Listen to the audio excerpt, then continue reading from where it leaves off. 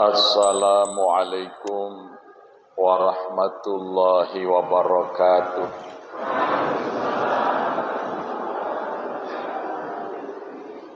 Alhamdulillah wa syukrulillah wa la hawla wa la quwwata illa billah, amma ba'd.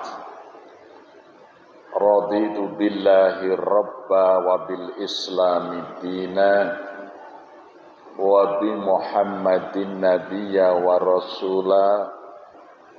Rabbi zidni ilma warzuqni fahma. Amin.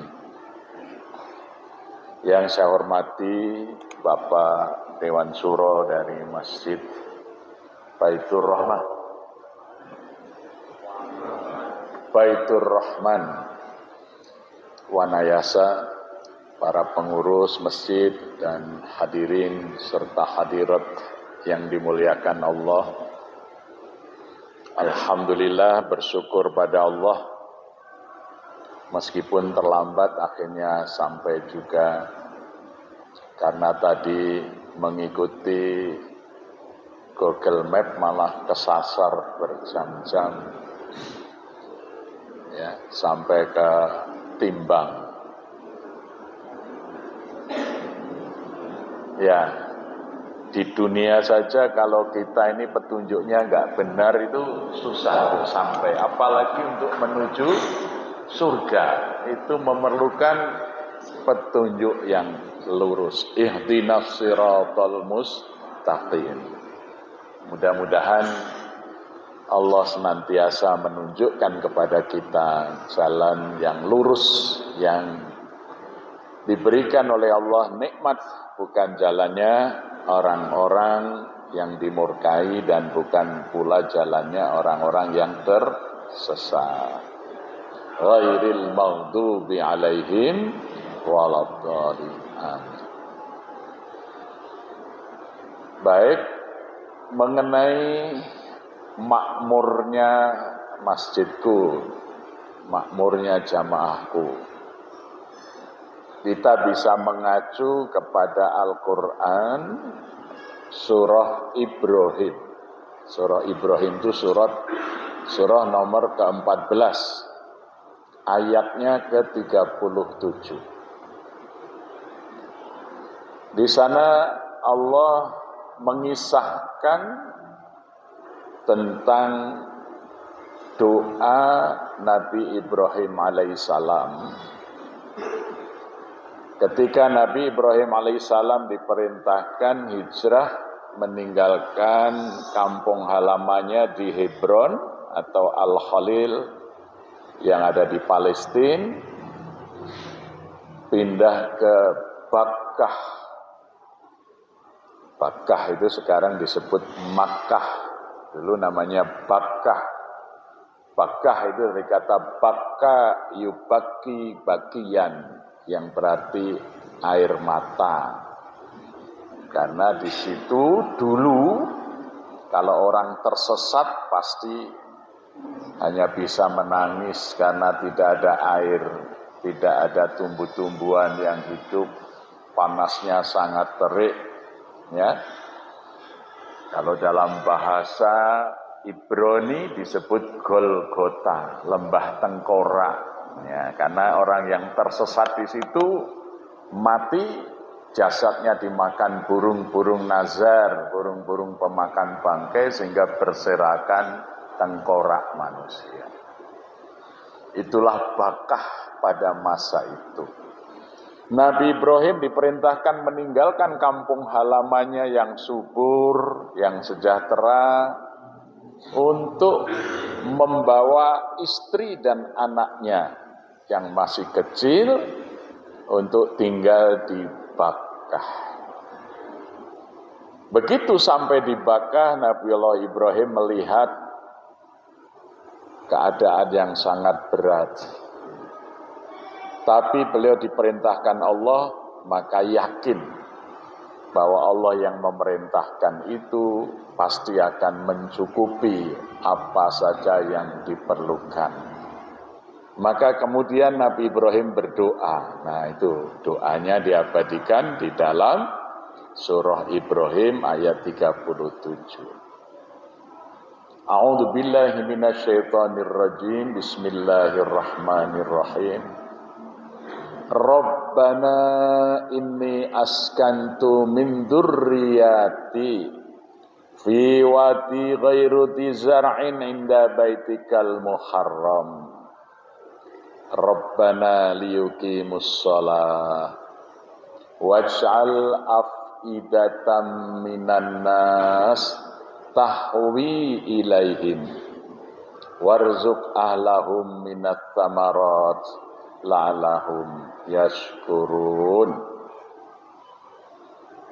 Ya Tuhan kami, Engkau telah menempatkan aku dan anak-anak keturunanku nanti di lembah ini yang tidak ada air dan tidak ada tanaman yang tumbuh, tetapi dekat dengan rumahmu yang suci. Karena di Bakkah itu ada dulu bangunan zaman Nabi Nuh yang dibangun sejak Nabi Adam. Sepeninggal Nabi Nuh bangunan itu runtuh, yaitu bangunan yang kita kenal dengan Ka'bah al-Musyarrafah atau disebut Baitul Muharram, rumah Allah yang maha suci, rumah suci. Maka apa yang diminta oleh Ibrahim? Yang pertama, Rabbana liyuqimus shalah. Ya Tuhanku, jadikanlah aku dan anak-anak keturunanku orang yang menegakkan sholat. Yang kedua, waj'al af'idatam minan nas tahwi ilaihim. Jadikanlah hati manusia ingin datang ke tempat anak cucuku ini.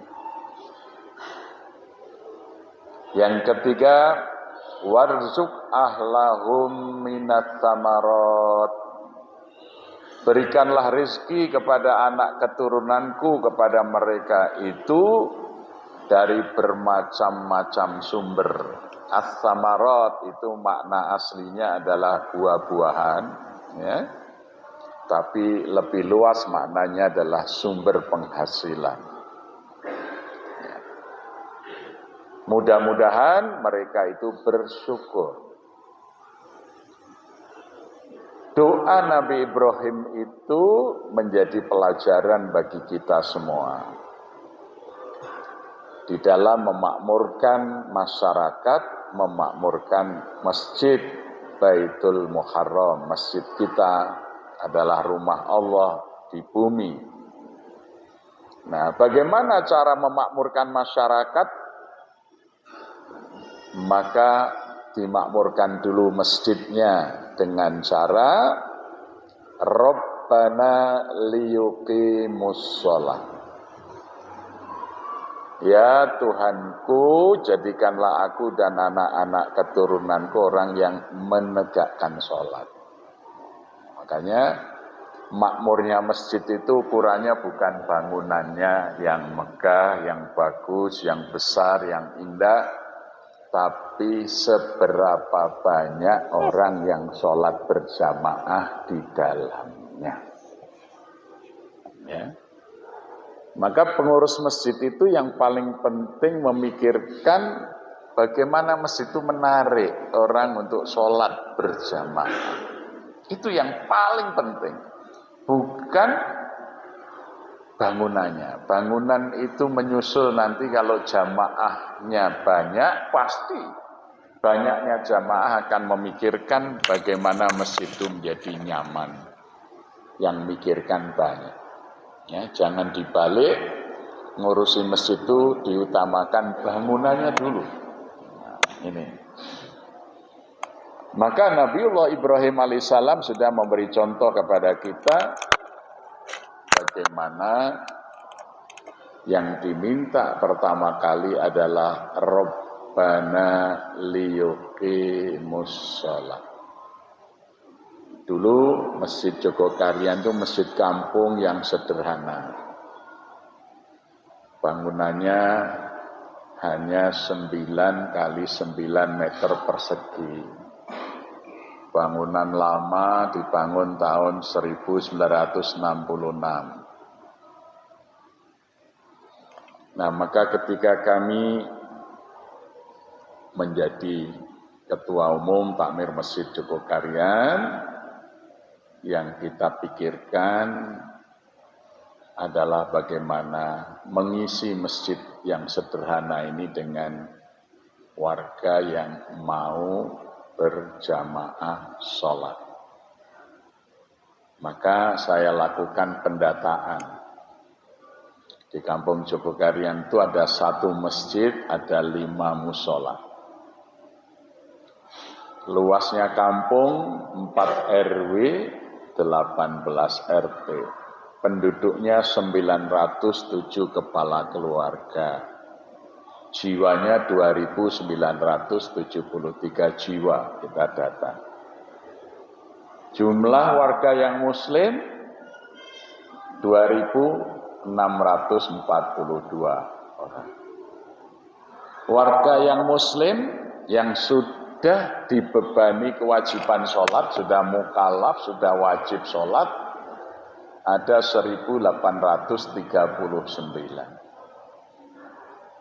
Tapi muslim yang sudah kena kewajiban sholat, yang belum mengerjakan sholat masih 816 orang. Kalau di Wanayasa sini kira-kira masih ada nggak orang muslim yang belum sholat? Berapa orang kira-kira? Nah, itu. Jadi yang pertama kita lakukan pendataan. Oh, jumlah muslim kita itu berapa sih? Yang seharusnya sudah sholat, yang belum sholat berapa? Yang sudah sholat berapa? Kemudian kami adakan yang pertama untuk yang sudah sholat itu kami undang untuk sholat berjamaah di masjid. Ya. Karena azan yang semestinya namanya azan itu undangan atau panggilan, dianggap sekarang ini hanya tanda waktu. Jadi kalau orang dengar azan sekarang ini Allahu Akbar, oh sudah maghrib ya. Tapi tidak berangkat ke masjid. Dia tidak paham karena azan itu adalah panggilan sholat berjamaah. Hayya 'alas shalah, itu artinya ayo sholat berjamaah di masjid. Artinya begitu. Kenapa? Bukan sekedar ayo sholat.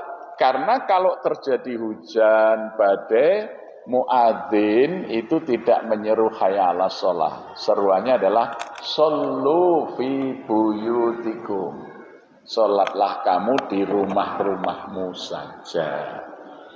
Maka ketika tidak ada badai, tidak ada hujan yang besar, tidak ada bahaya, hayya 'alas shalah itu maksudnya ayo sholat berjamaah di masjid. Tapi sekarang adzan hanya dianggap tanda waktu, ya. Coba aja besok Ramadan orang banyak menunggu saat adzan maghrib, ya. Padahal sekali lagi adzan. Nah, maka mestinya muadzin yang dimaksud tidak sekedar tukang membaca adzan. Sering saya sampaikan, banyak orang yang baru meneriakkan kalimat adzan tapi belum melaksanakan adzan. Artinya hanya membaca adzan bahkan lewat speaker tapi tidak pernah ajak-ajak untuk sholat berjamaah. Jadi mestinya mengajak. Makanya kemudian kita buat undangan.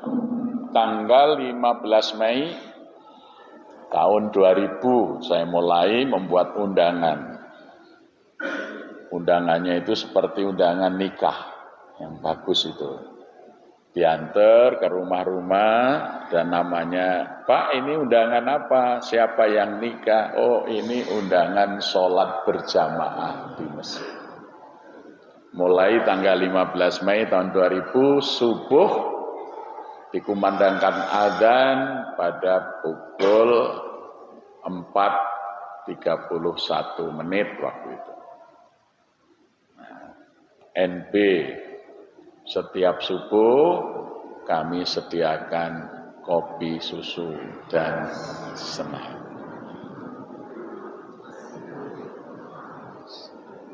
Sekedar untuk menggembirakan.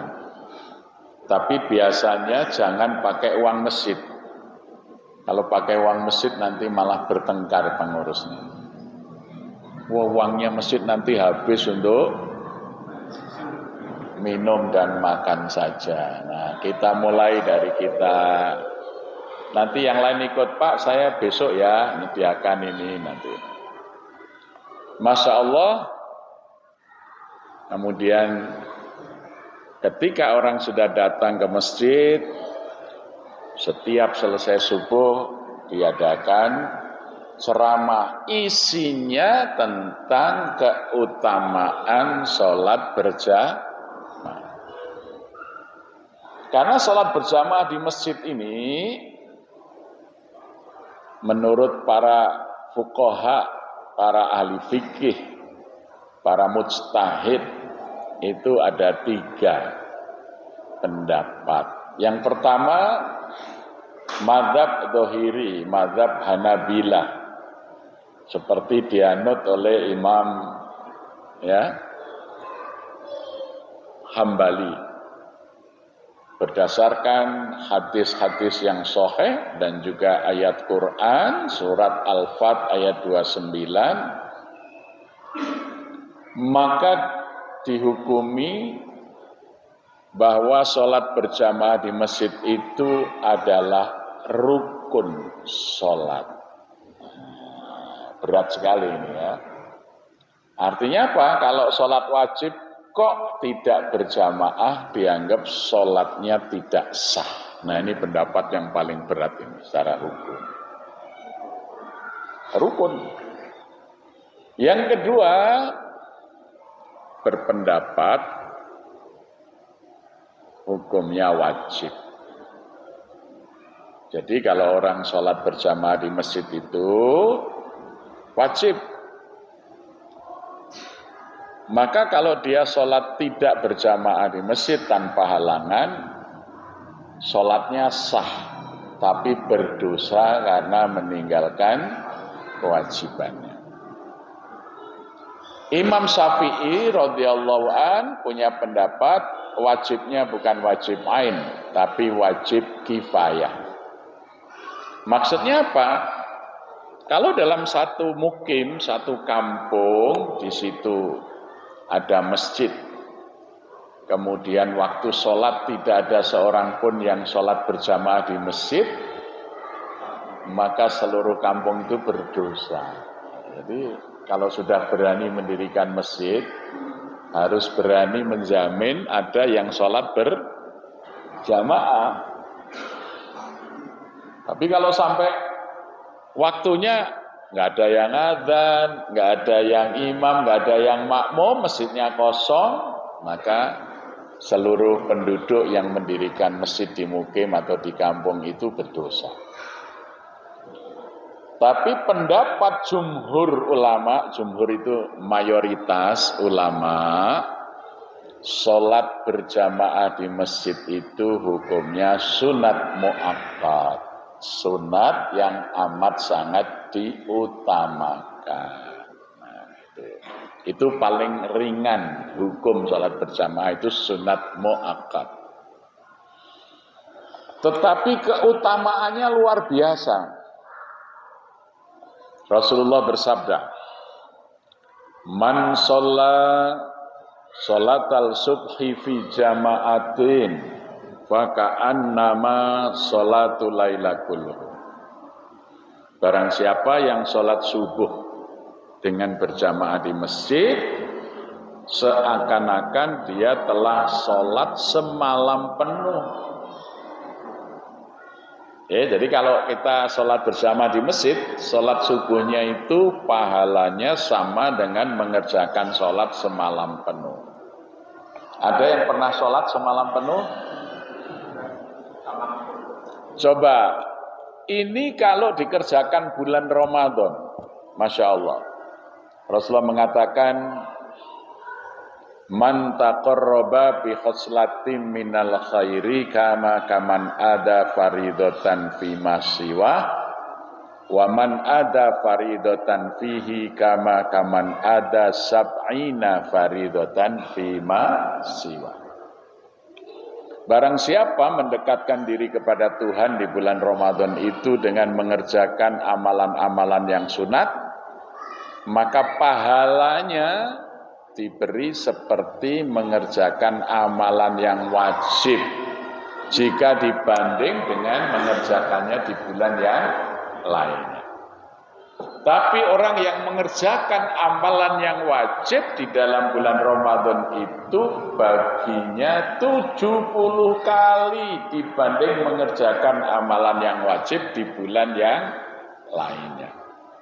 Jadi kalau kita subuh berjamaah di masjid di bulan Ramadan, berarti pahalanya sama dengan sholat 70 malam penuh, Masya Allah.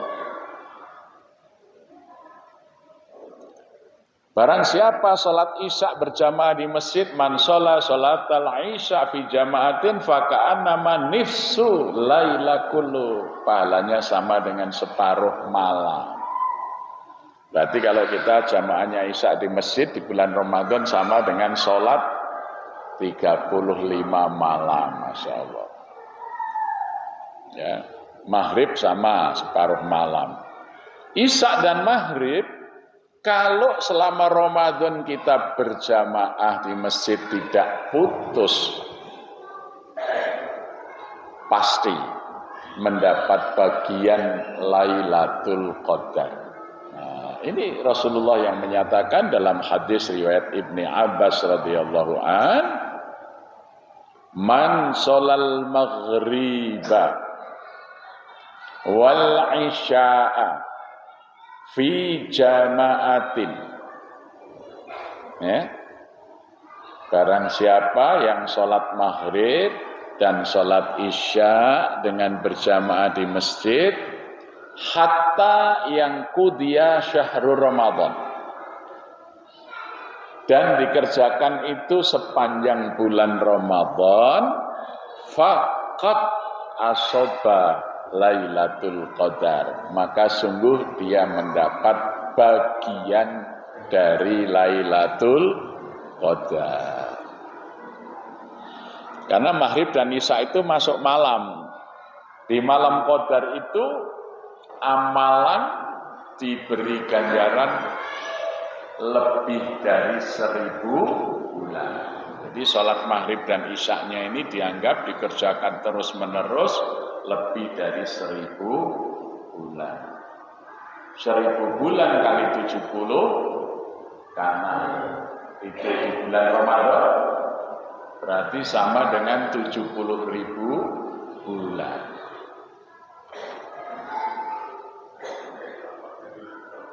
Masya Allah, itu berapa ratus tahun. Makanya umat Nabi Muhammad SAW ini umurnya tidak panjang, tapi nanti di surganya paling tinggi dibanding umat yang lain. Karena umat Nabi yang lain tidak ada Lailatul Qadar itu. Ya, meskipun umat Nabi-Nabi yang lain itu umurnya sampai 1000 tahun, misalnya umat Nabi Adam, umat Nabi Nuh, Nabi Hud itu ribuan tahun umurnya. Ya.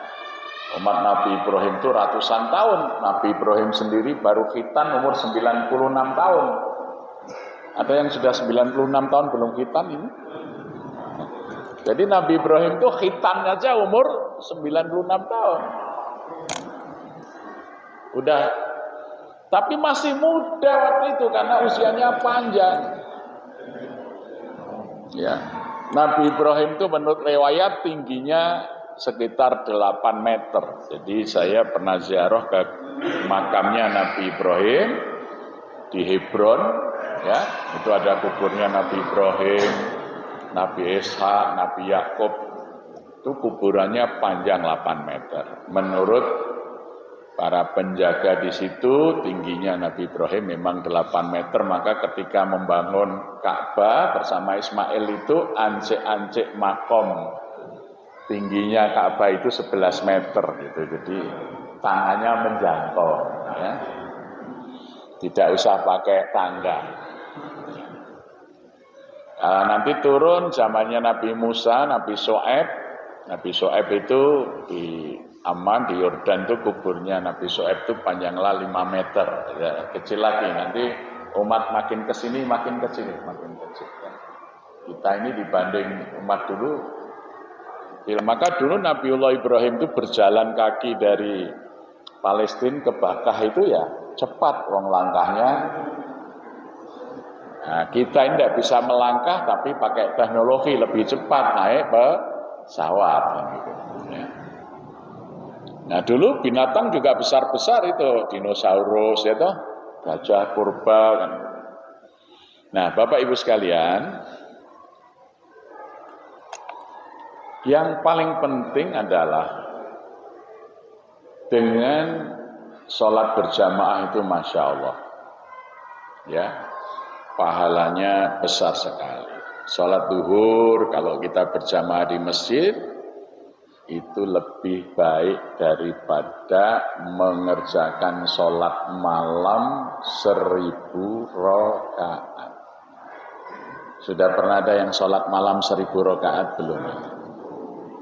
11 rakaat, 23 rakaat aja berat ya. Tetapi orang yang sholat duhurnya berjamaah di masjid, ganjarannya lebih baik daripada sholat malam 1000 rakaat. Lah, ini kalau di bulan Ramadan dikalikan 70, Masya Allah.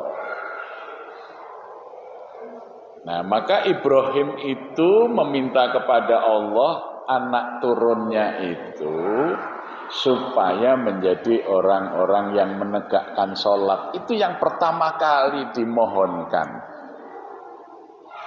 Maka kita harus meniru karena kita diperintahkan mengikuti sunnah Rasulullah SAW dan sunnahnya Nabi Ibrahim. Maka kita dalam at-tahiyat itu, ya, dalam sholawat kita ada sholat Ibrahimiyah.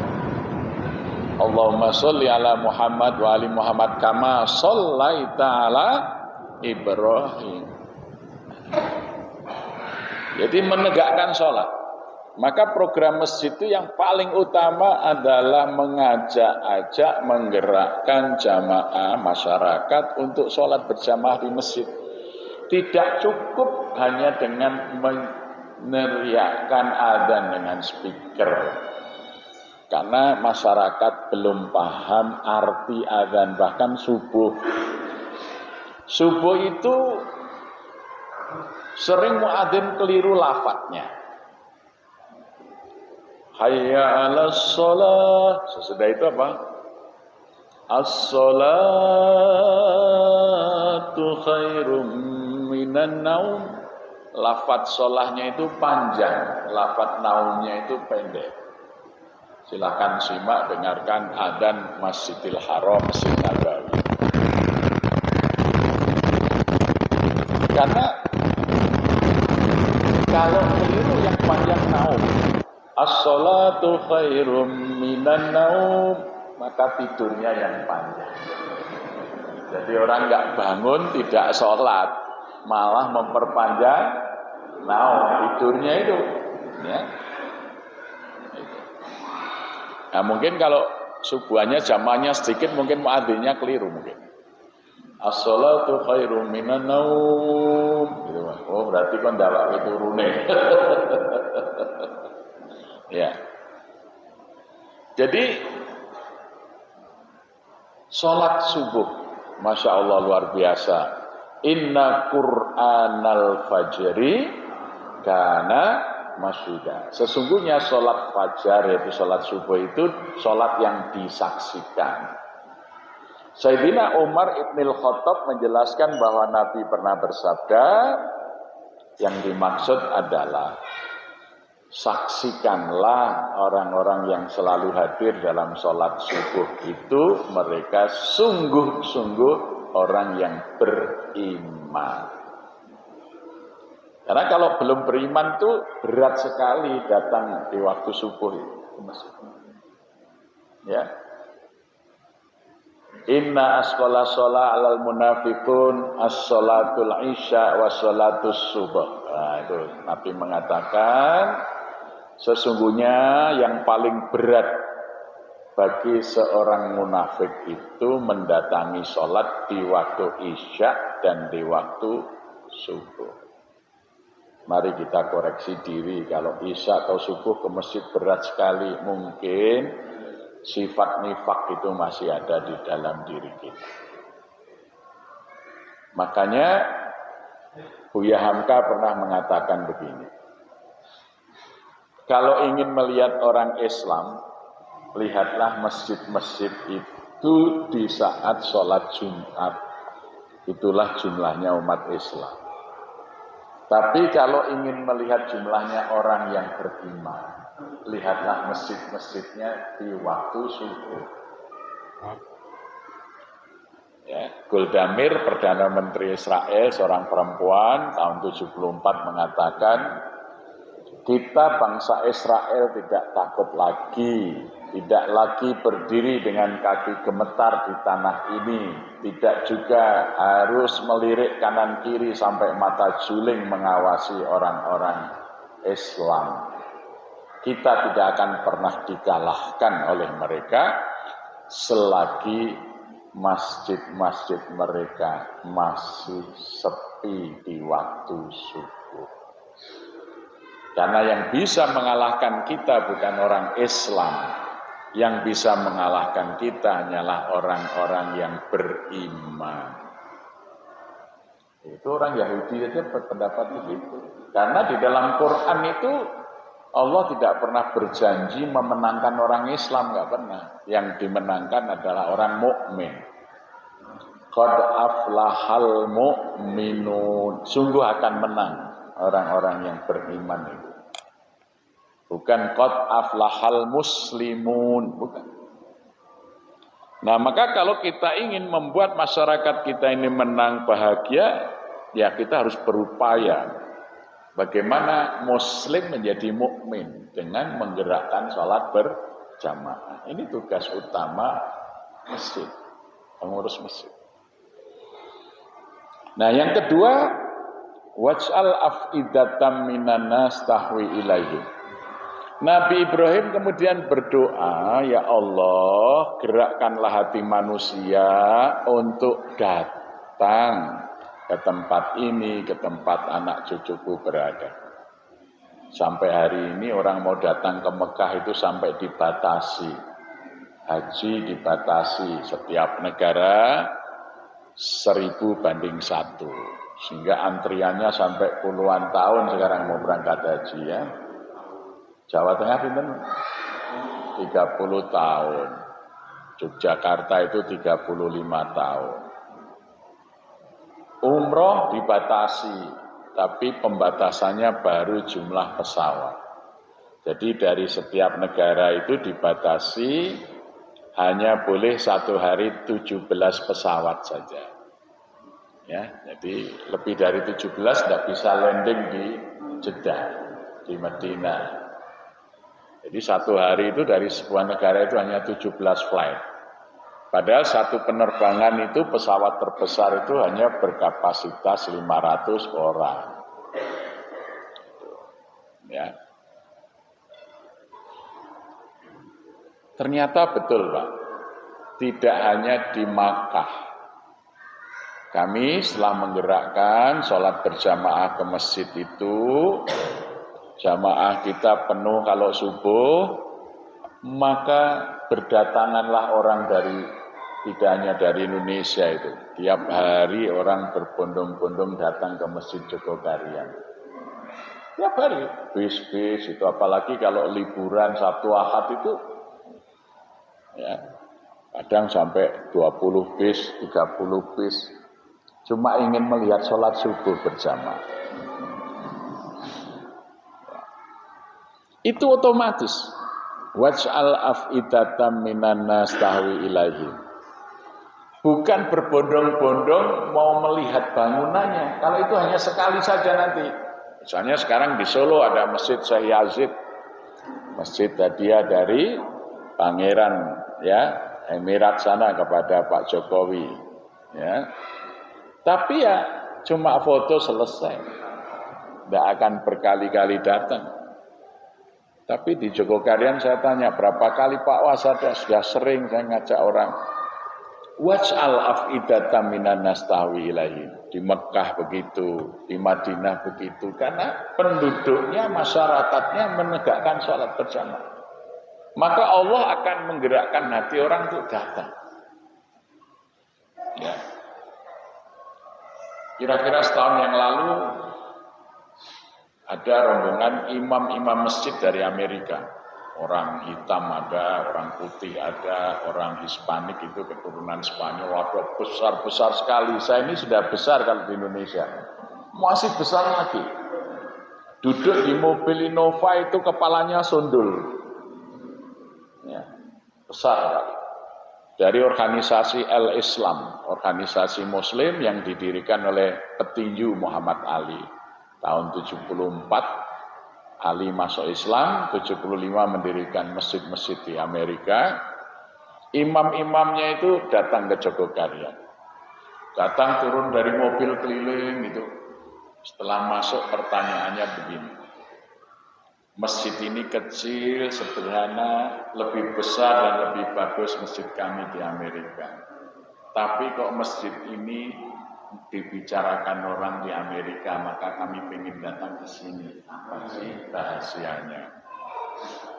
Yaitu tadi, Rabbana liyuqimus shalah, maka waj'al af'idatan minan nas tahwi ilaihim. Yang ketiga, warzuq ahlahum minats tsamarat. Nanti dengan banyaknya orang datang, Allah memberikan rezeki pada masyarakatnya di situ dari berbagai macam sumber. Contoh orang datang cari oleh-oleh. Ada warga jamaah kita, Pak, saya mau jualan bakpia pakai merek Jogokarian, kasih logo masjid. Belum ada setahun sudah bisa beli mobil. Satu hari itu bisa 100 box. Belum pesanan-pesanan. Sekarang 2 mereknya itu bakpia Jogokarian. Sekarang ada 106 UMKM binaan masjid jualan laku. Ya, kita buat ini peci batik Jogokarian.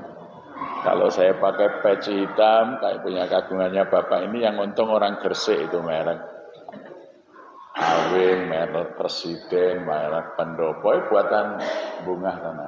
Kalau yang putih kayak gini ini buatan Tasik sana. Ya. Nah dengan ini apa? Sekarang 30 kepala keluarga itu menjadi pengrajin peci batik ini, karena laris sekali. Itu warzuq ahlahum minas tsamarat. Jadi kalau kita ingin menjadikan masyarakat itu makmur, syaratnya makmurkan dulu masjidnya. Caranya bagaimana? 1, gerakkan masyarakat untuk sholat berjamaah di masjid. Ini momentum bulan Ramadan, Masya Allah. Ya, bisa kita mulai.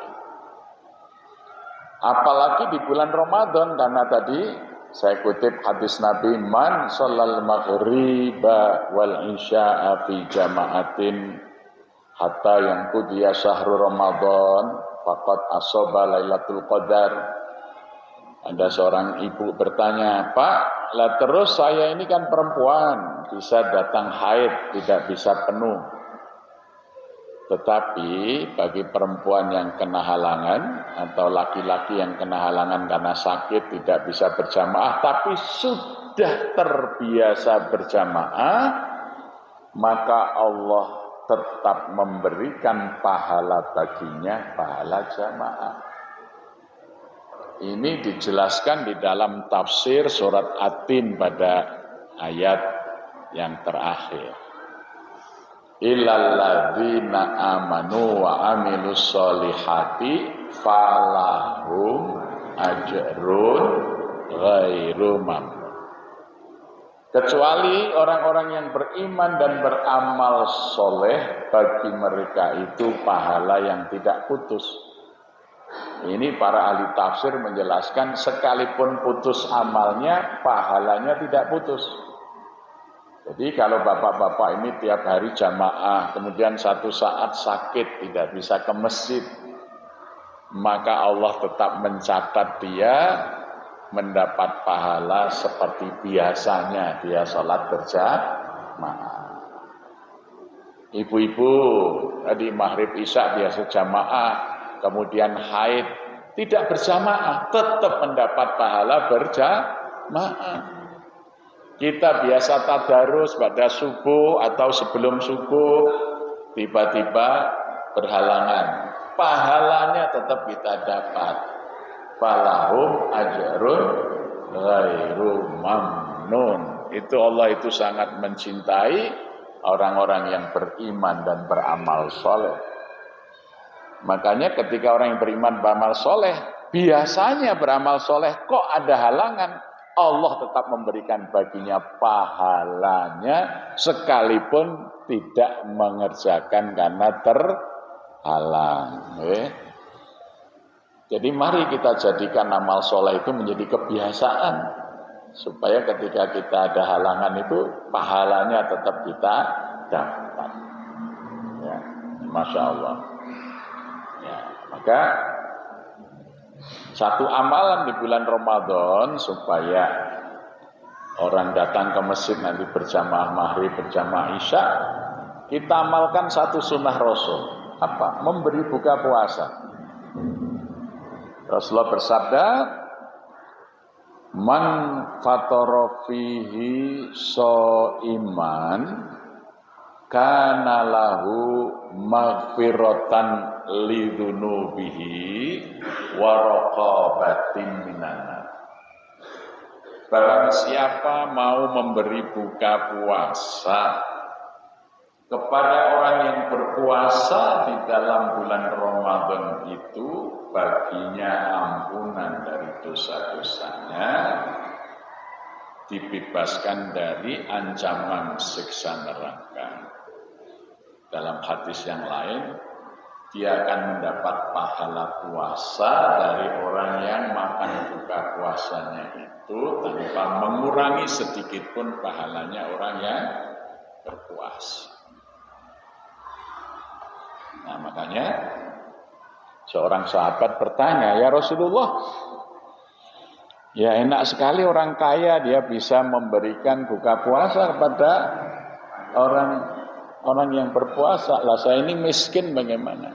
Nabi perintahkan, sekalipun kamu miskin, berilah buka puasa kepada orang yang berpuasa itu, sekalipun kamu hanya memberi syurbatin ma'in. Apa? Seteguk air putih. Seperti ini ya, ini air putih, seteguknya segini. Ini namanya syurbatin ma'in. Au mada kotin labnin, atau sehirupan laban. Ini ada laban nih untuk contoh ya. Jadi susu sehirupan. Nah, gitu aja sudah. Atau sebutir kurma yang kering. Maka kalau kita umroh Ramadan itu, banyak orang-orang itu membagi-bagi air zam-zam itu dalam gelas-gelas itu, ya, supaya dapat pahala memberi buka puasa sekalipun syurbatin ma'in. Nanti dibagi kurma kering, makanya dicelupkan itu buka puasa. Ya. Memberi buka puasa.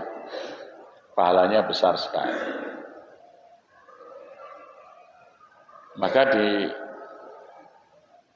misalnya di Masjid Nabawi, Masjidil Haram itu orang berlomba-lomba memberi buka puasa. Jadi saya pernah tahun 93 itu membawa rombongan umroh Ramadan. Baru masuk masjid pada asar itu karpetnya masjid ini sudah ditutupi dengan plastik bening itu. Terus bertumpuk-tumpuk makanan itu seperti gunung kecil-kecil itu di mana-mana. Dan masing-masing gunungan makanan itu sudah ada yang jaga. Kalau ada orang masuk, direbut sana, diajak untuk nunggu situ. Begitu adzan tiba, saya disuapi pakai rutop, kurma yang seger gitu ya. Di situ diajak makan, makanannya ada kapsa, nasi mandi, nasi bukhori, ya, nasi biryani, macam-macam itu, ya. Kambing, ayam, enak-enak semua itu. Karena saya juga baru datang pagi dari Indonesia, berpuasa juga, lahap sekali makan banyak. Selesai makan, nanti ada tanda 10 menit lagi buka puasa. Nah itu makanan dipinggirkan, plastiknya digulung, orang bersiap-siap sholat berjamaah maghrib. Orang tadi ngasih saya uang, dimasukkan dalam saku saya. Ketika sudah qomat, saya sholat itu tidak kusuk. Uang berapa ini ya? Akhirnya saya batalkan dulu daripada ganggu pikiran. Saya lihat, saya dikasih $200 Amerika. Selesai sholat maghrib, saya tanya kepada orang tadi, kenapa kamu memberi saya uang? Dia mengatakan, saya terima kasih, senang sekali kamu mau makan buka puasa yang saya sediakan. Kemudian dia membaca hadis tadi, man fatarasa iman fihi kana lahu maghfiratan lidzunubihi wa raqabatin minan nar, dan seterusnya. Jadi karena pahalanya besar sekali memberi buka puasa pada orang yang berpuasa, orang itu mencari orang yang mau makan buka puasa. Maka kemudian kita buat gerakan di Masjid Jogokarian itu memberi buka puasa siapa saja, ayo. Boleh hanya memberi air putih, boleh memberi kurma, yang mampu boleh memberi beras. Ya sekarang ini satu hari kami menyediakan 3.500 piring makan. Ya. Kemudian masih ada nasi box, nasi bungkus, kurma, roti, karena yang datang tiap sore lebih kurang 5.000 orang. Setiap sore Ramadan, maka sholat maghrib di Masjid Jogokarian kalau Ramadan itu bisa sampai 7 kali, karena nggak muat masjidnya itu. 7 kali sampai menjelang Isya itu, ya bergantian sholat itu ada imamnya, kita tunjuk 7 imam. Nah, maka sekaligus nanti sholat jamaah Isya. Nah, memang harapan kita di samping memberi ruang untuk memberi buka puasa, tapi juga supaya jamaah itu sholat maghrib dan Isya, sehingga bisa mendapat faqad asoba Lailatul Qadar. Dulu saya mulai di Masjid Jemblung itu. Masjid Al-Kausar yang kami bangun setelah bencana longsor itu, ada tanah wakaf dari Pak Har, kemudian saya carikan dana dari PT Badak, ya, PT Badak LNG Bontang Kalimantan Timur itu lewat relawan Masjid Jogokarian, kami bangun masjid. Setelah jadi Ramadan itu berapa tahun kami subsidi untuk menyelenggarakan buka puasa. Yang pertama masyarakat itu heran, loh kok ada itu buka puasa ya di masjid. Belum biasa waktu itu ternyata di Karangkobar, di Jemblung situ belum paham. Tapi sekarang alhamdulillah sudah bisa berjalan tiap Ramadan, alhamdulillah.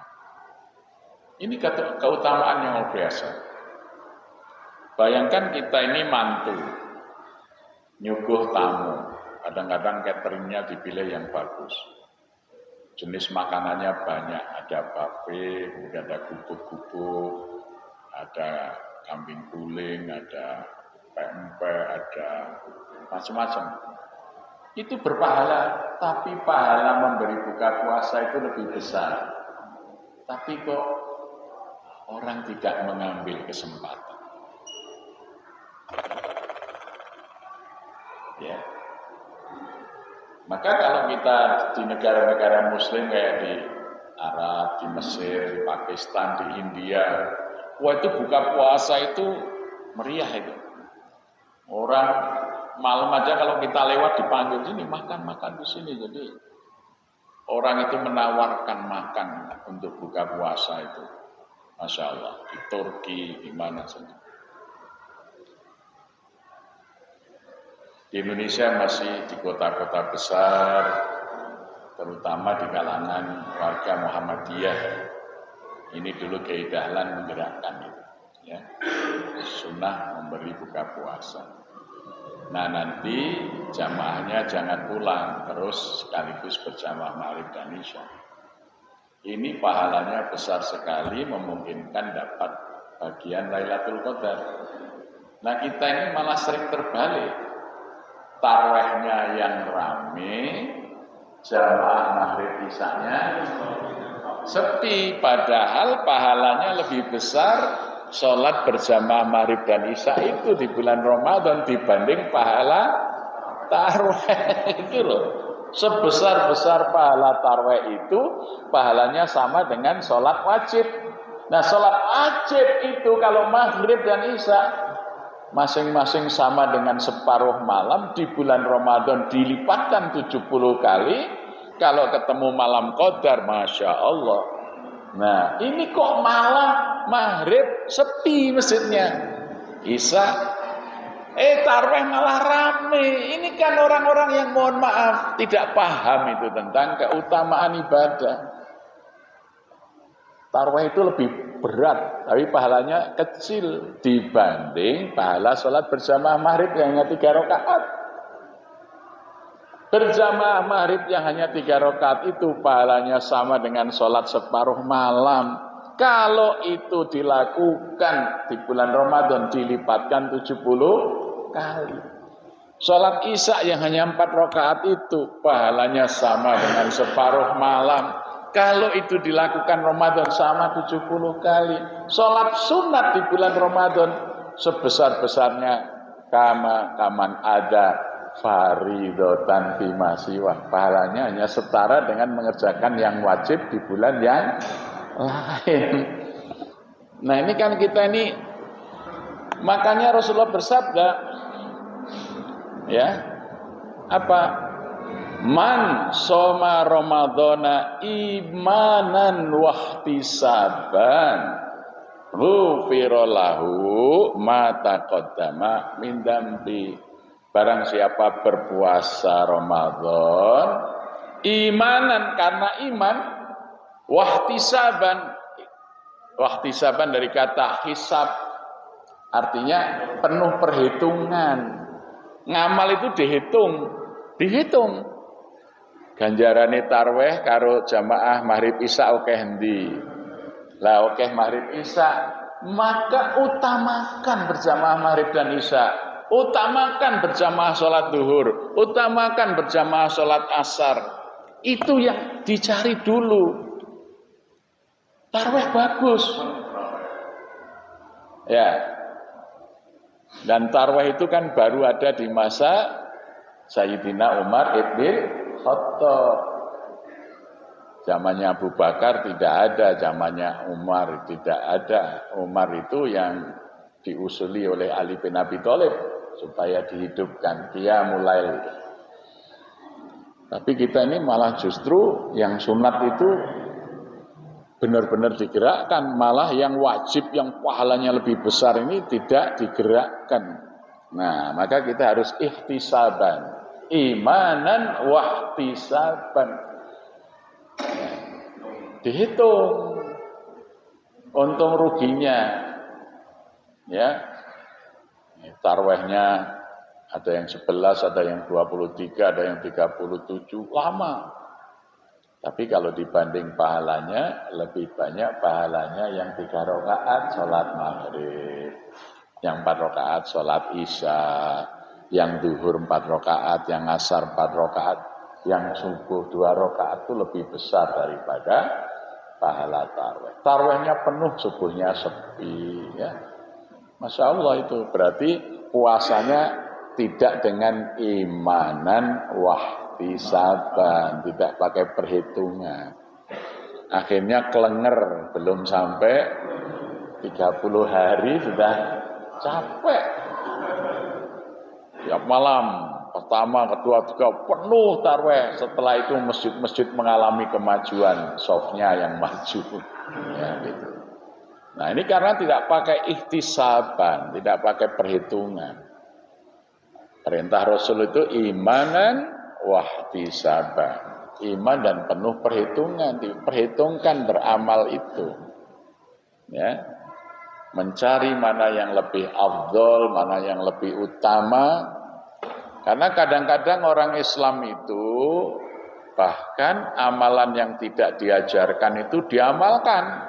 Yang diajarkan ditinggalkan. Imam Malik itu mengatakan lebih baik kita ini berhemat di dalam mengerjakan sunat daripada terjebak di dalam bid'ah. Ya.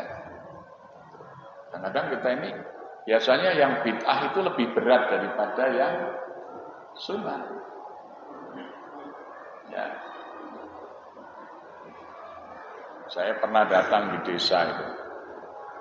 Pak, hidup di desa ini berat loh Pak. Loh kenapa? Di balang pupu kelangan pitik katanya. Nah kalau orang tuanya meninggal itu kenduri sampai 7 hari 7 malam. Ya. Kalau tidak melakukan itu dianggap wong tuane mati kok kaya pitik wae dinengke wae. Nah, maka lama-lama ini akan hilang. Semua bid'ah itu akan ditinggalkan karena itu pasti memberatkan. Pasti tidak mungkin bisa bertahan. Ya. Karena pasti berat. Nah dulu orang kenduri 7 hari 7 malam, hampir 40 hari, 100 hari, 1000 hari.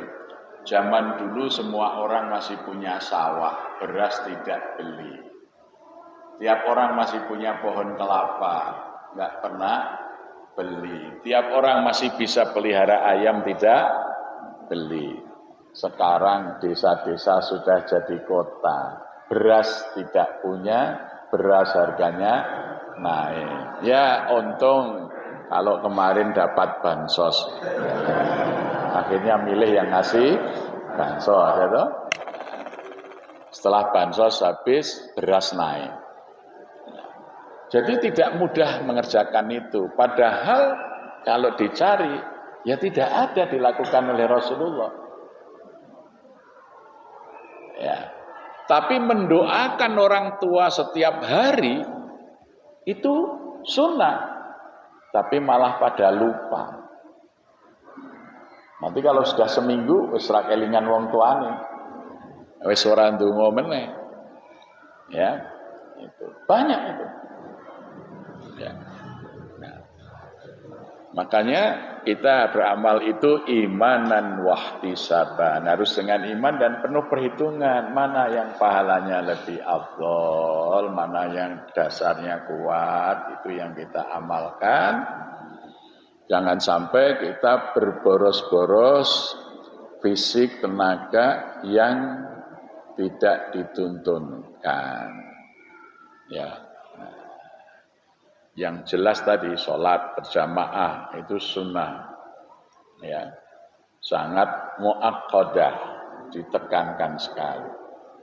Nah insya Allah kalau masjid-masjid itu makmur, masyarakat akan dimakmurkan oleh Allah Subhanahu Wa Taala.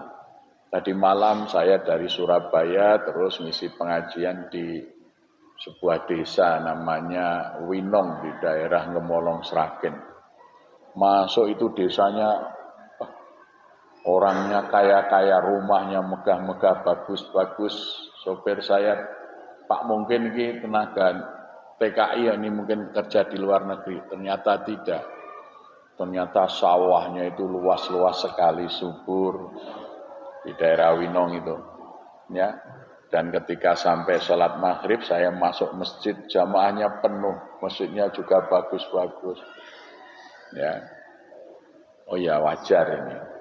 Ini tadi rumusnya itu. Ketika sholat itu ditegakkan, liuqimus sholat, waj'al af'idata minanas tahwi ilaihim. Jadi masjid di desa, jauh dari kota itu, sebelum saya mendatangkan Ustadz Somad, mendatangkan Ustadz Salim Afillah, mendatangkan padahal di desa, tapi masyarakatnya makmur, ternyata karena kehidupan agamanya bagus. Jadi rumusnya begitu. Jadi kalau kita ingin memakmurkan masyarakat, makmurkanlah masjid dulu dengan sholat berjamaah. Nanti Allah akan mendatangkan, membuka seluas-luasnya rizki yang penuh berkah. Laukana alal qura amanu wattaqo, la fatahna alaihim barakatim minas sama'i wal ardh. Ya. Jadi membangun Indonesia yang sejahtera, insya Allah lebih cepat dari masjid. Ya. Karena kalau lewat pemerintah nampaknya banyak dikorupsi. Ya. Sudah 78 tahun kita ini merdeka, semua kekayaan alam kita ini dikuras, kok rakyat tidak merasakan meningkatnya kesejahteraan secara signifikan. Ya. Maka bangunlah jiwanya, baru bangunlah badannya untuk Indonesia Raya itu. Jadi kalau jiwanya tidak dibangunkan dengan dasar ketuhanan yang Maha Esa, ya akhirnya pemilu saja sampai sekarang ribut terus. Karena apa? Pemilunya dasarnya NPWP, nomor piro wani piro. Ya toh? Yang dipilih yang mau berjuang. Pak, sampean saya pilih kalau berjuang. Siap, berjuang itu apa? Beras, baju, dan uang. Nah, gitu. Akibatnya kalau jadi mikir dirinya sendiri. Anggota DPR RI itu kerja 5 tahun, pensiunnya seumur hidup dan besar. Coba, petani yang kerja terus-menerus dapat pensiun dari mana? Buruh. Undang-undangnya mengatur buruh sekarang ini dengan undang-undang Omnibus Law di bidang perburuan. Perusahaan boleh memutus hubungan tanpa pesangon. Ini kan kurang ajar sekali pemerintah itu yang mendolimi buruh. Karena undang-undang dibuat oleh buruh. Buruh apa? Buruh politik. Gitu ya. Nah, jadi ini kita memperbaiki ini dari masjid lah. Kalau memperbaiki melalui pemerintah, sulit mendapatkan pemerintah yang adil dan berpihak rakyat. Ya, kita sudah berganti pemerintahan berapa kali, nampaknya ya begitu-begitu saja.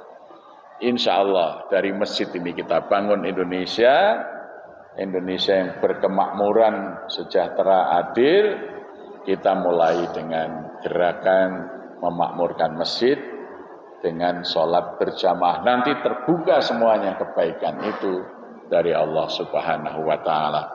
Karena sudah menjelang maghrib, mari kita akhiri. Karena saya diminta memimpin doa, mari kita berdoa. Saya hantarkan Bapak Ibu membaca amin.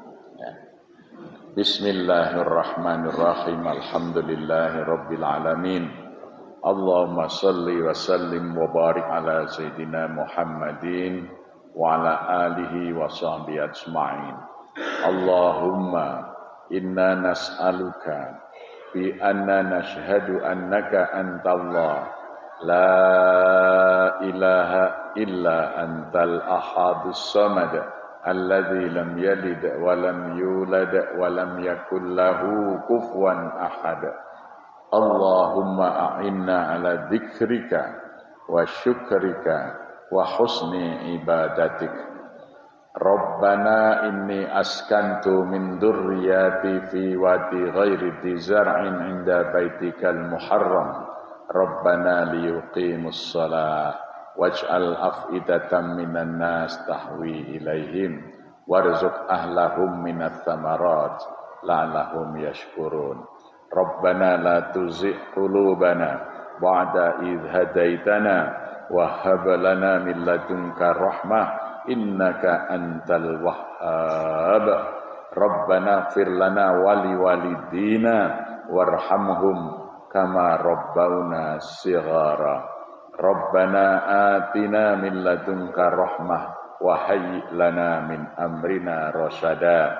Rabbana hab lana min azwajina wa dzurriyyatina qurrata a'yunin waj'alna lil muttaqina imama. Rabbana atina fid dunya hasanah wa fil akhirati hasanah wa qina adzabannar wa adkhilnal jannata ma'al abrar ya azizu ya ghaffar ya rabbal alamin. Subhana rabbika rabbil izzati amma yasifun wassalamun alal mursalin walhamdulillahi rabbil alamin. Assalamualaikum warahmatullahi wabarakatuh.